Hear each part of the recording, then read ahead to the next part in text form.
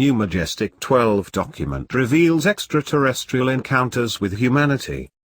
A new leaked Majestic 12 document was released on June 14, which describes a variety of extraterrestrial-related encounters with humanity.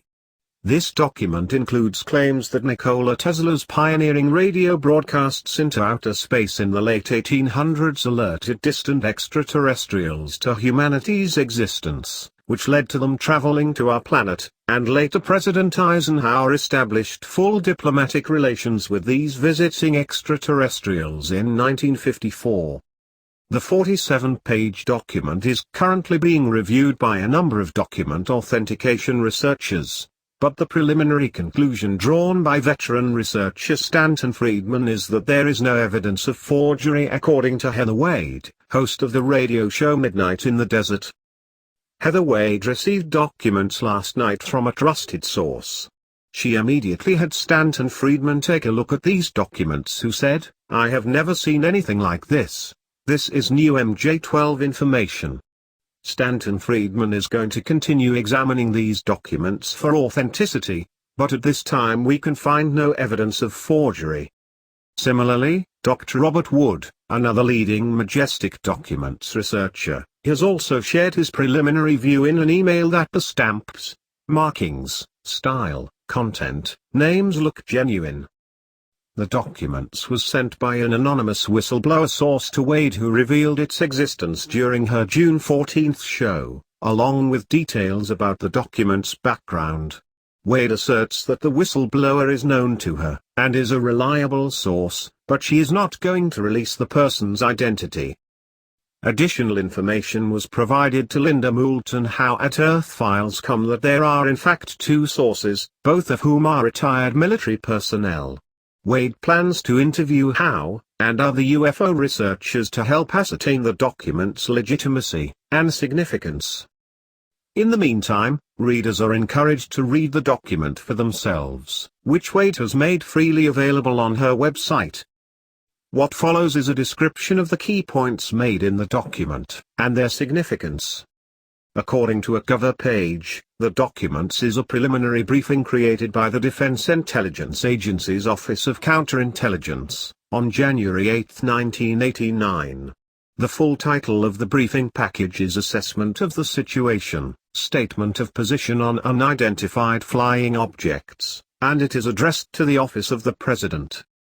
The briefing officer is described as MJ1, who, based on historical precedent, has been the sitting CIA director. The CIA director at the time of the 1989 briefing was William Webster, who served as director from May 26, 1987 to August 31, 1991. Previously, he was FBI director from February 23, 1978, before heading the CIA under President Reagan. His Wikipedia entry mentions that he is the only person ever to have held both of these positions. The briefing document refers to 4 groups of extraterrestrial visitors which are listed in order of importance to our planet, and cites whether they are friendly or not. There are 4 basic types of EBIs so far confirmed, and they are listed here in descending order of their influences on our planet. A. Earth-like humanoids. There are several variations more or less like ourselves. The majority of these are friendly, and are the bulk of our EBI contacts. Most have a high degree of psychic ability and all use science and engineering of an advanced nature. B. Small humanoids or greys. The greys, so called for the hue of their skin possessed by most of this type, are a sort of drone. They are not unlike the worker ants or bees. They are mostly under the psychic control of the Earth-like humanoids who raise them like pets or a kind of slave. Assuming the greys are under benign control, they are harmless. C. Non-humanoid EBIs. These are in several classes and come from worlds where dominant morphology took a different evolutionary course. Many of these are dangerous not for organized hostile intentions, but because such creatures do not hold human life as sacred. Thus far, contact has been minimal with only a handful of unfortunate encounters. D. Transmorphic entities. Of all the forms of EBI studied so far by Operation Majestic, these are the most difficult to understand or even to give a description of. Essentially, such entities are not beings or creatures, exist in some either dimension or plane, which is to say not in our space or time. They do not use devices or travel in space. In essence, these entities are composed of pure mind energies. They are said, by other EBIs, to be capable of taking on any physical form that they channel their energy as matter. As the above description suggests, most extraterrestrial interactions are depicted as friendly, particularly those involving the human-looking entities. They have engaged in a number of non-hostile interactions with humanity that date back to Nikola Tesla's pioneering radio and energy broadcasts in the late 1800s. The briefing document continues. In 1899, the Yugoslavic electrical scientist, Nikola Tesla, most noted for his introduction of alternating current to electrical power transmission, and a laboratory device named after him, the Tesla coil, embarked on a number of researches that have made this the source a century. Tesla had long proposed that it was possible to directly broadcast pure electrical energies at a distance without loss of power and without wires. By 1899, and with government and private scientific backing, Tesla had chosen a site near Colorado Springs, Colorado to conduct a massive, and never repeated experiment. Tesla's purpose to gather the Earth's own magnetic field, and to use the Earth as a huge transmitter to send signals to outer space in an attempt to contact whoever might be living there. Tesla had no idea that the specific type of power he had generated was coursing through space, and cause great havoc many light years away. Without realizing it, Tesla's use of the Earth's magnetic field to direct radio transmissions into space had created a disruptive energy weapon, essentially the world's first directed energy weapon, but at a planetary scale. The effect of doing this was analogous to the development of warp drive in the fictional Star Trek series, and humanity was now on the galactic radar for the first time. The briefing document describes what happened as a result of Tesla's experiments. The extraterrestrial intelligence attempted to respond to his transmissions in a form of binary code that they routinely use for long-range communications. Evidently these energies act instantly at a distance, and are not limited to the speed of light, and ask that he cease sending. Of course, Tesla had no way of understanding the message he received back from space. Fortunately, the anger of local residents at the side effects of his research forced him to shut down the Colorado Springs experiments in the same year he began them. Significantly, the briefing document is acknowledging that communications were instantaneous, and that the speed of light is not an absolute limit, at least for the kind of communications used by the aliens. Critically, it was Tesla's experiments, according to the briefing document, which ushered in the flying saucer age due to the powerful effect of his energy transmissions which had used the Earth's magnetic field. This, then, was the actual start of the so-called flying saucer age in our times. As it became clear that our people were on the verge of an explosion of technical progress, the eyes decided on a long-term program of carefully calculated, and seemingly random contact with the eventual goal of raising our awareness of our place in the galactic community. With the advent of the atomic age, this program was escalated to include eventual diplomatic contact with many of Earth's governments. The same approach of staging apparent accidental contact was chosen for its low psychological impact on the human race. This was the situation in the case of the United States of America.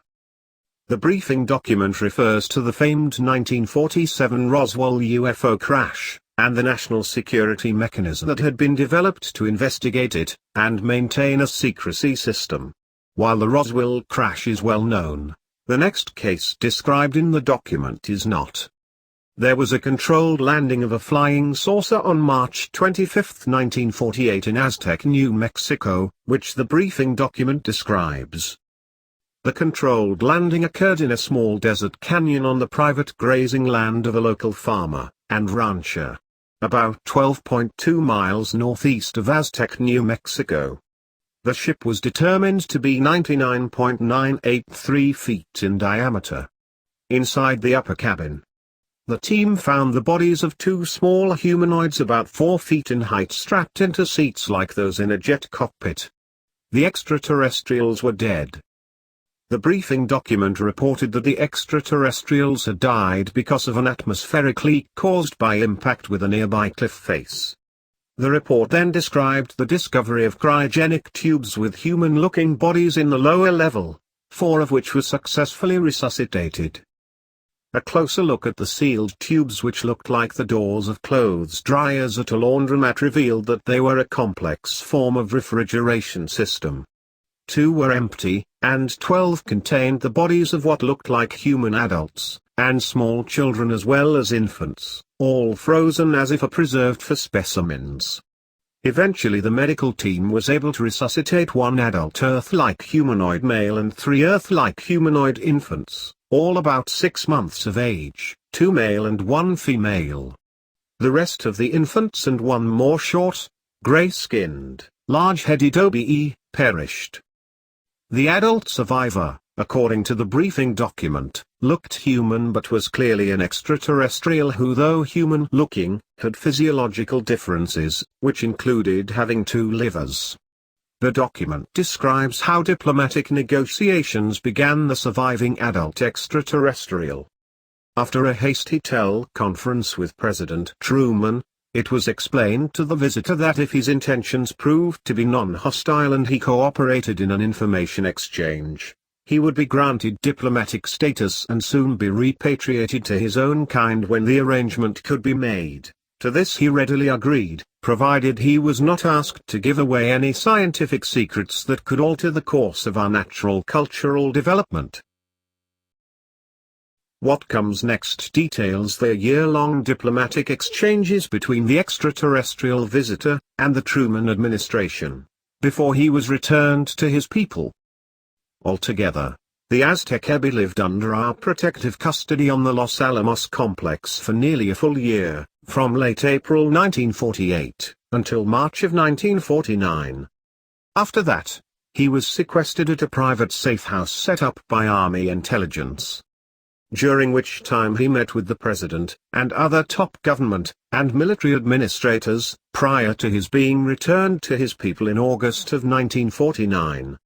He gave the scientists and military debriefers a great deal of mostly non-technical information about his civilization and its motives for being on our Earth. A total of 683 pages of transcripts were made of recorded conversations. The briefing document goes on to explain how technology given to U.S. military authorities would be given to the Soviet Union also by the extraterrestrials. The Ebby saw little harm in allowing us to keep the remains of his spacecraft for study, since he felt our understanding of it would only gradually develop. He did suggest that his people would probably have to drop one in similar condition in the lapse of the Soviet Union, just for the balance of things to be sustained, and you are welcome to take this up with any higher authority you can find willing to listen to you, if you do not approve of this. In 1948, the US and USSR were the world's only known nuclear powers, and leaders of the 2 most powerful political blocs, so it makes sense why they were specifically helped in this way. Yet more startling is what the extraterrestrials said about the alien infants.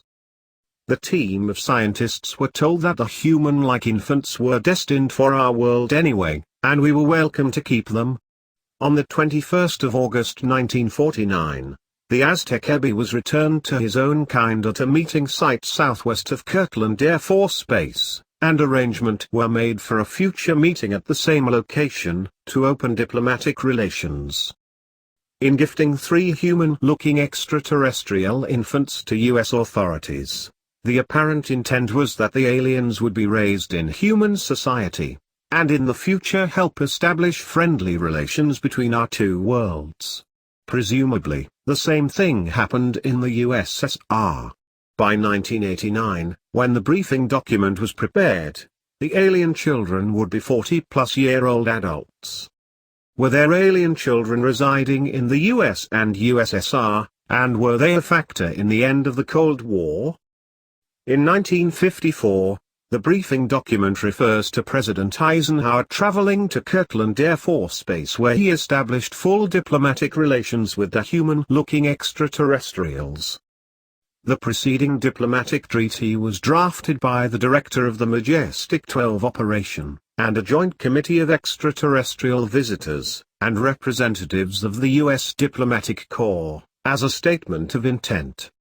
It was ratified and signed at Kirtland Air Force Base on July 18, 1954 by President Dwight Eisenhower, and an individual on the behalf of the Ebbies. As mentioned earlier, authenticating the briefing document has only just begun, but so far experts have spotted no sign of fraud.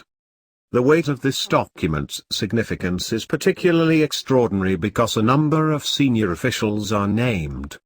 If William Webster was MJ1 at the time of the briefing, then this would be highly significant. He is currently chairman of the Homeland Security Advisory Council, and is in a position to go on the official record about the genuineness of the briefing document.